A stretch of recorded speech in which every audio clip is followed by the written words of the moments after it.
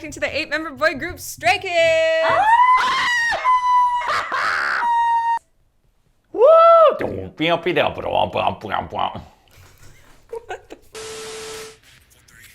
Why do I keep getting attracted?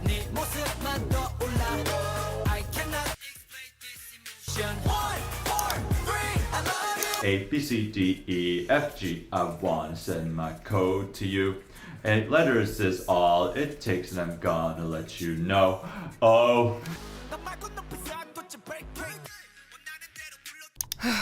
Kevin fell for a common phishing scam, and now his personal information is in the hands of hackers. If he had been using our sponsor NordVPN, he would have never ended up in this situation. Let's rewind a bit. If Kevin had been using NordVPN, he would have been warned that the link he clicked on led him to a sketchy website. NordVPN is so much more than just a VPN. It's packed full of features that help keep you safe. It blocks web trackers and intrusive ads, scans downloaded files for malware, and warns you about potentially harmful websites. Need another reason to fall deeper in love with NordVPN? By connecting to their servers in countries all around the world, you can access movies and TV shows that usually aren't available in your region. If you're interested in getting NordVPN, you can click on the link in the description or go to nordvpn.com and use the promo code ReacttotheK to get a full 4 months free on top of a 2-year plan. If you're on a tight budget, it's seriously worth the sacrifice of a singular boba tea a month to purchase it, and is completely risk-free with NordVPN's 30-day money-back guarantee. Thanks again to NordVPN for sponsoring this video. All right, so you are now reacting to the 8-member boy group Stray Kids and their title track titled Case 143, released on their 2022 EP Maxident, which is the combination of the words Big Mac? Oh, Maxident, like a maximal accident. Yeah. What? Like a big oops, for short. Uniting their meanings in the form of A huge incident. that strikes Stray Kids called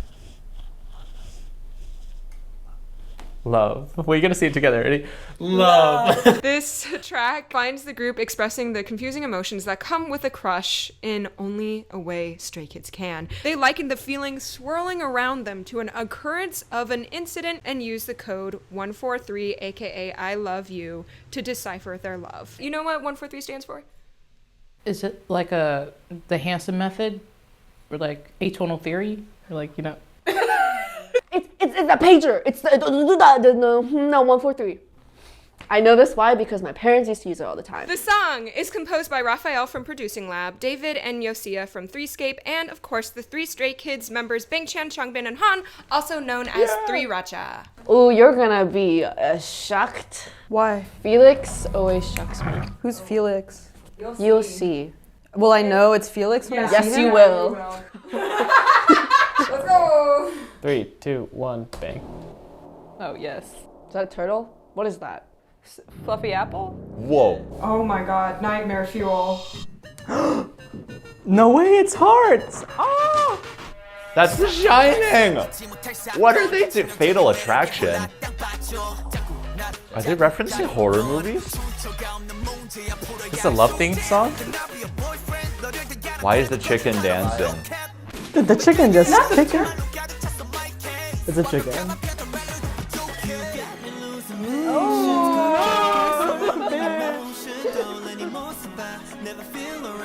Jazz chords. Jazz chord. Ooh, I like that a lot. I like that, like descending line. Oh!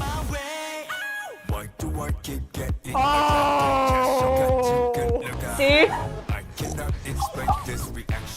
This is very interesting. I told you!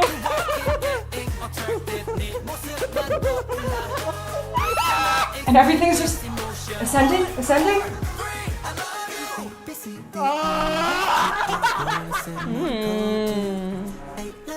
That was very subtle and that was fire. Oh, we did a little doop. Latin Bro, the vibes. contrast between the sections is intense. I love it. I'm kind of enjoying this trip. Like, it's...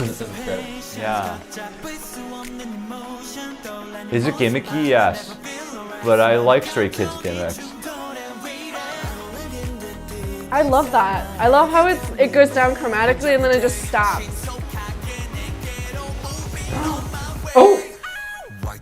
Yeah, that bass line.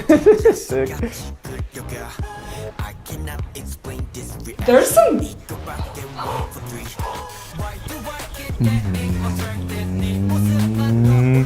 Damn. This is like not your typical love song. No, it's not. It's so hype. Oh my god. Oh God, don't hurt him. Don't hurt Don't him. know. Love me hard. Is that his real voice? Hachimar. That's nice. I like his voice a lot. Little altered dominant right there.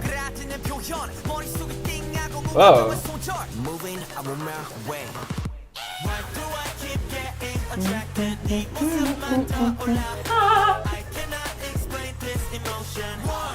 Yeah, we skipped straight to the post chorus. What? Whoa. Excuse me? I thought I did something wrong. Wait, did they go back? Whoa! What did they do? That's cool. New section, okay. Interesting, like ear candy, just the siren, just like randomly. Yeah. Oh. Whoa. It's so meta.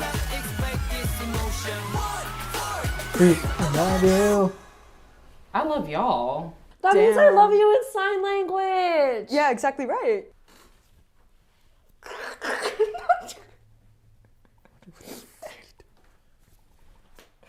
Oh, like sign language? Yeah. I thought you were trying to get me like, any. Oh wait. We need to know what happens. Whoa. You gorgeous humans. Hey! Oh wait. Yes! Yes. Yes! Can I have one? Okay, if they get out of the screen, can I grab them? I want one of those little heart things. So if anyone so out there cute. can make one, can make crochet one. Well, that was a ride. That was so fun. There's like so much. Yeah, right in off this the one bat. song. What was like the thought process as you were listening to this? This is like my type of love song. Motivic development. This would go on my playlist. Oh no, for sure. No, like this would 100% go on my playlist. I love like the YouTube rewind like vibe it has. Yeah. The breaking the fourth wall. It's like in the old days when like things were on record and they'd like literally spin it back. It was that. I think that was very creative though. It's like, Oh yeah, it's like we're definitely. we're not just gonna go back to the chorus. We're gonna like break the fourth wall and bring you back to the chorus. Are you guys stands now? I think Yes, we're we're stands. stands. I think this is the first group where we're like, Yeah, we will follow them to the end of time. just like, Something about it. Something about the sunshine. Something about their faces, their voices. Their voices are just so distinct. It feels like. You seem to have a favorite. Every single time his voice came up, you're like, Oh, he has a nice voice. Yes.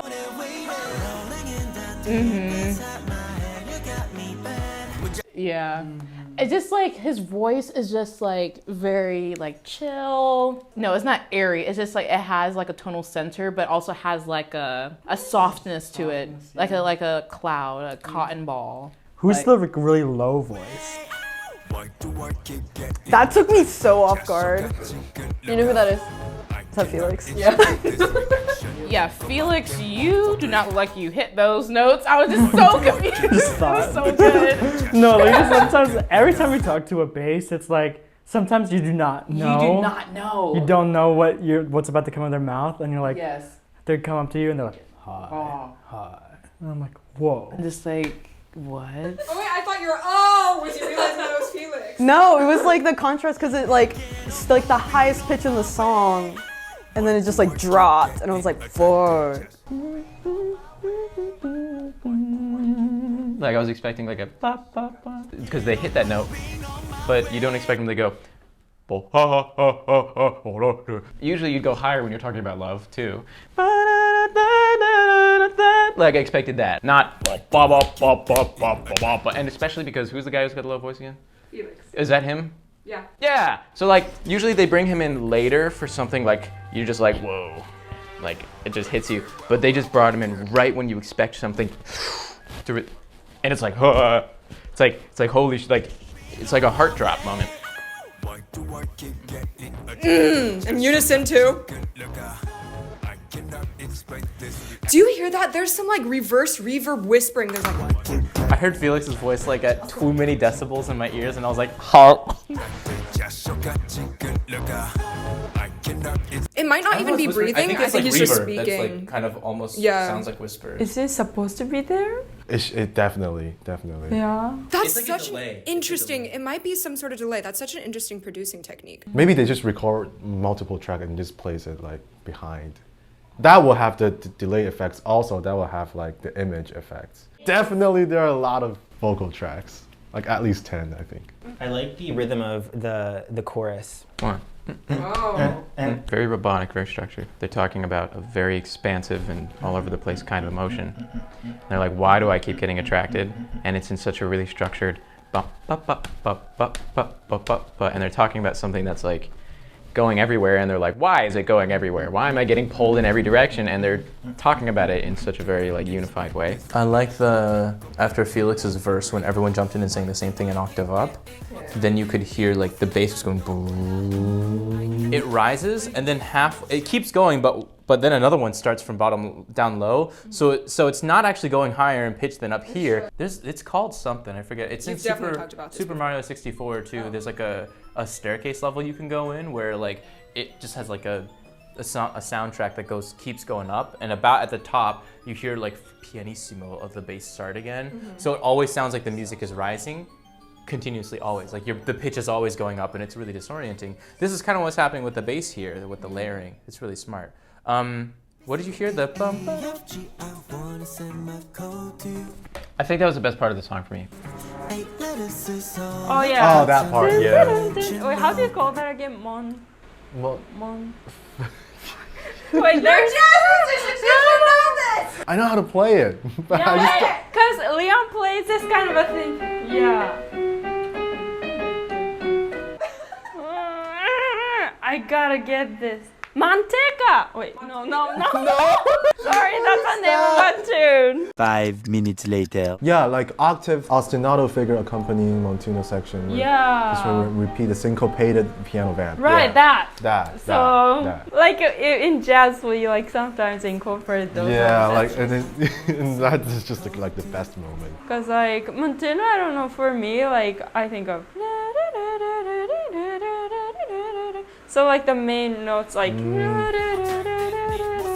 so that chromaticism, and then plus the syncopation rhythms. That's my favorite part. That's like Tyler the Creator. Like when he like just changes genre, like all of a sudden. Genre. But then the thing is, like with them, is that they previewed it in the pre-chorus. Wait, what, they like the rhythm or like no the chromatic line? Yeah. And then like I love that because like it's not like awkward. It's not like, oh, it just came out of nowhere. No, the transition into the Latin thing, the emphasis on the upbeats and the e's and uhs. It's the same rhythm. With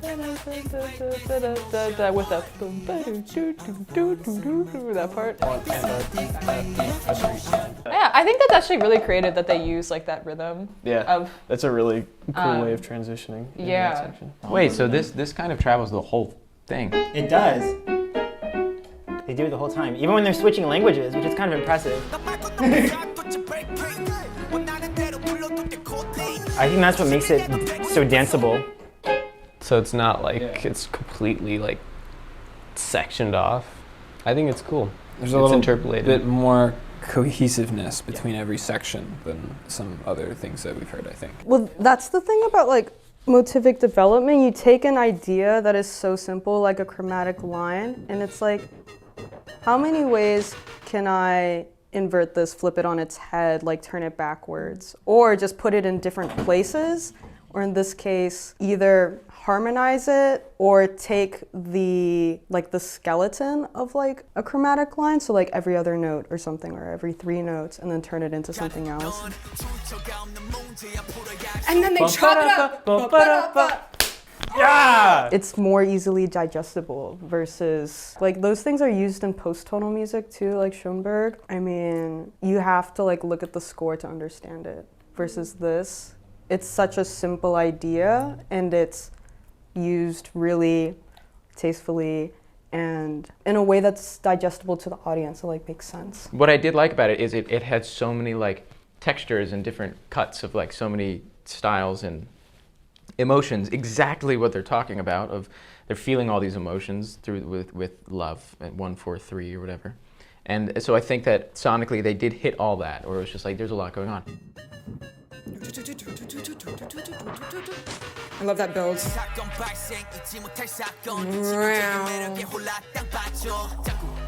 At this moment, we're already surrounded by so many sounds that are just pinging left and right everywhere, kind of like the chaoticness shown on screen with all those little heart devil things. It feels like a lot of emotions are running around, a lot of things are running around in your head, and so they paint that out with the production. Yeah, and I like how they use like both the video and the way that they were like the atmospheric qualities of each of the sections to contrast between the two emotions of rejecting and accepting love. I think it's more impressive that they were able to achieve that without doing some crazy harmonic or like that's true. Yeah, music nerdy stuff. Exactly. Yeah. Yeah. It's more just like the pacing of it was so fast that my brain was not able to necessarily follow each thing that was going on. Sometimes songs have colors that are too potent with each other and they don't necessarily like create something that when put together is an actual another color that's more interesting, and you know, sometimes it just makes it to like mush because there's too much. But sometimes they're too weak and it's not like a cohesive thing. This feel like they were strong enough individually that they had their own identities, but when put in contrast to each other, they also brought in all those extra musical things to make it a more interesting whole. Like you could tell that like this is like their version of a love song. Because their discography in general is like based on like this type of sound. I like this song. I mean, I could tell that it was very much following the exact structure and vibe of God's Menu and Backdoor, where the pre-chorus is like gentler and then it goes into a harder hitting thing. But what makes this song stand out is that bridge, which is like a new, quiet, long section. And by the end of the bridge, I didn't know if I wanted the song to like go back to what dot dot dot dot dot dot dot. It's like I'm so stuck in that nice bridge world. I'm like, I don't want to hear this chromatic stuff anymore. Because then they add the signature Coda, which Backdoor also had the da, da, da, da, where they change the melody a little bit. And of course they do a little harmonic minor thing at the end. I liked this part after the rewind, actually. I don't know, I think the melodic rhythm is like actually much faster there compared to because they're basically mirroring the bass line, or like the synth line, I guess, and the bass is rising against it. And then here they're like actually, you know, carrying the momentum in the voices. It like amps it up to that last level there. Did it feel like it lost its narrative? No, I think it actually kept its narrative. If we are talking about how like love kind of drives you crazy, it actually succeeds. Like I didn't know what kind of song to expect, especially like after you're like, it's their first love song. But like when you were explaining it, like I could hear it in the song. Because most love songs are like in the major key. Like you think Frank Sinatra and like all the old jazz standards, like, and if it's about like love tragedy, it's in minor, but to put it in this sort of ambiguous space using the chromatic descent, you're kind of like, where's the key sector? Or like, what harmonies are we actually using? So I really liked that. It reminds me of when like guys don't know how to like process big emotions. And their defense mechanism is humor, and they just like make a bunch of jokes or like make fun of their crush because they're like, I don't know how to explain that I have a crush, and so he's like, I don't know what to do with this, so I'm gonna rap, and then Felix, sing low, you got this. And that's their way of like, I'm so in love, I'm broken, I don't know what to do.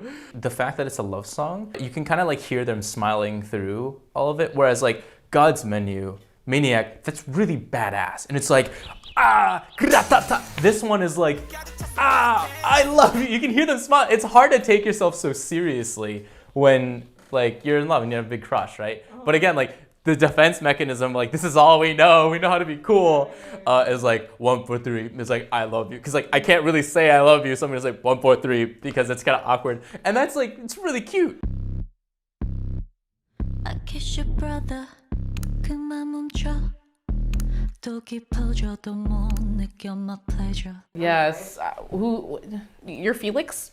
Are you deep voiced man? Yeah, I feel like I'm- Team Deep Voice. You're Seungmin. Okay. Or the beautiful whoever in soft this voice last man. one, he had like pink hair in this last one. He's cool. That's also Seungmin. Ah. You can't take him. Oh.